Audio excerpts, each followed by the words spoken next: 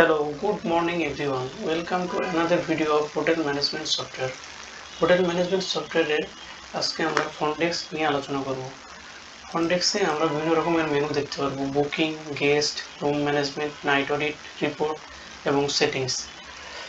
আমরা এখানে একটি ক্যালেন্ডার দেখতে পারবো যেখান থেকে আমরা ইজিলি ডেট সিলেক্ট করে আমরা রুম বুক করতে পারবো। এখানে বিভিন্ন রকমের রুম এবং রুম নাম্বার দেওয়া হয়েছে এবং কোন রুমটি রিজার্ভেশনে আছে, কোন রুমটি বুকড অবস্থায় আছে, কোন রুমটি চেক ইন অবস্থায় রয়েছে, কোন রুমটি রাটি আছে এবং কোন রুমটি মেইনটেনেন্সের আন্ডারে রয়েছে সেটি আমরা দেখতে পারবো। রুম বুক করার জন্য আমরা প্রথমে চেক ইন ডেট সিলেক্ট করব এবং চেক আউট ডেট সিলেক্ট করব।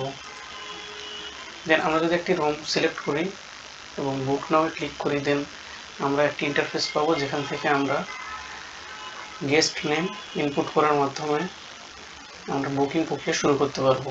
এখানে গেস্ট কোন পারপাসে রুমটি বুক করবে সেটা সিলেক্ট করব। চেক ইন এবং check out date automatic add হয়ে গেছে এখানে। দেন আমরা চেক নামে যদি ক্লিক করি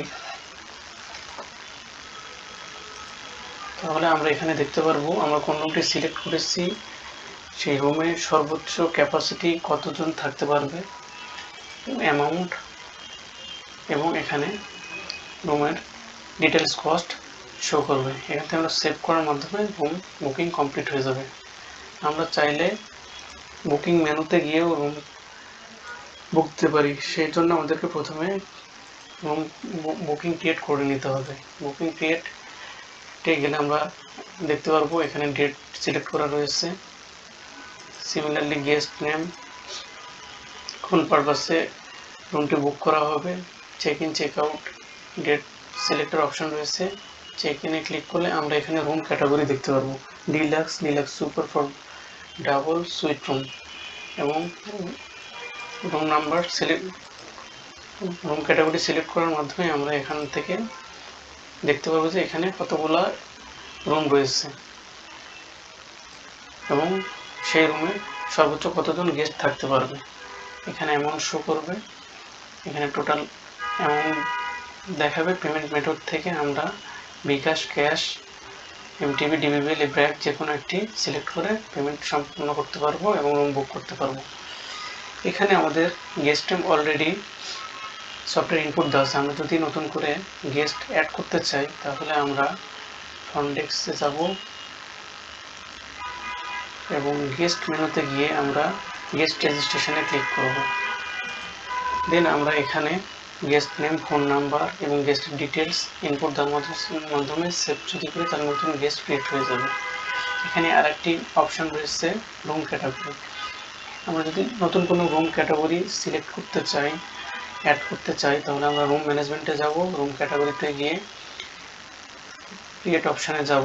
দেন আমরা এখানে অ্যাড নিউ ক্যাটাগরি পাবো। আমরা কোন রুমটি অ্যাড করতে চাইছি সেই রুম নেম দেব, সেই রুমে কতজন গেস্ট থাকতে পারবে সেই গেস্ট ক্যাপাসিটি সিলেক্ট করব, প্রাইস সিলেক্ট করব, অ্যামিনিটিস কী কী রয়েছে, AC, shower, geyser, kitchen, fridge select করব, স্ট্যাটাস অ্যাক্টিভ আর ইনঅ্যাক্টিভ সেটা সিলেক্ট করে সেভ করব। এখানে একটি অপশন রয়েছে অ্যামিনিটিসে এখানে বেশ কয়েকটি অ্যামিনিটিস দেওয়া রয়েছে। আমরা যদি নতুন করে কোনো অ্যামিনিটিস অ্যাড করতে চাই তাহলে অ্যামিনিটিসে যাব এবং ক্রিয়েট অপশানে ক্লিক করব। দেন আমরা এখানে নতুন একটি অ্যামিনিটিস সেভ ইনপুট দিয়ে সেভ করতে পারবো। সো আমরা রুম ইনফরমেশনে রুম ক্যাটাগরি, নতুন রুম অ্যাড করতে পারবো। এখান থেকে রুম নাম্বার, নতুন রুম নাম্বার অ্যাড করতে পারবো। দেন আমাদের বুকিং প্রসেস কমপ্লিট। আমরা যদি নাইট অডিটে যাই তাহলে আমরা দেখতে পারবো একটা টোটাল দিনে টোটাল কতগুলো রুম চেক ইন হয়েছে, টোটাল চেক আউট কতগুলো রয়েছে, রিজার্ভেশন কতগুলো রয়েছে, ক্যান্সেল অথবা টোটাল রুম কতগুলো বুক করা হয়েছে, টোটাল রাটি রুম কয়টা রয়েছে, total transaction amount, due amount সকল কিছু দেখতে পারবো। এখান থেকে আমরা চাইলে কোনো কিছু ডিলিট করতে পারবো এবং দেখতে পারবো।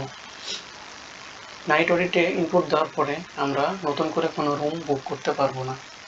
দেন আমরা যদি রিপোর্ট মেনুতে যাই তাহলে আমরা এখানে দেখতে পারবো cash flow, night audit, monthly booking UI, monthly booking report, room log report, service report, today report. আমরা যদি ক্যাশ ফ্লো মেনুতে ক্লিক করি তাহলে আমরা এখানে ডেট অপশন রয়েছে, ইনভয়েস অপশন রয়েছে। আমরা যদি ডেট ক্লিক করে ইনভয়েস নাম্বার দিই তাহলে আমরা ক্যাশ ফ্লো রিপোর্ট দেখতে পারবো। মান্থলি বুকিং রিপোর্টে গেলে আমরা টোটাল মান্থ, কোন মান্থের আমরা বুকিং রিপোর্ট দেখতে যাচ্ছি, ইন্ডিভিজুয়াল কোন রুমের রিপোর্টটা দেখতে চাচ্ছি। যদি কোনো স্পেসিফিক রুম সিলেক্ট করি সেটা আমরা সিলেক্ট করব। যদি আমরা কোনো স্পেসিফিক পার্সনের আন্ডারে রিপোর্টটা দেখতে চাই তাহলে সবগুলো ইনপুট দিয়ে আমরা মান্থলি বুকিং রিপোর্টটা দেখতে পারবো।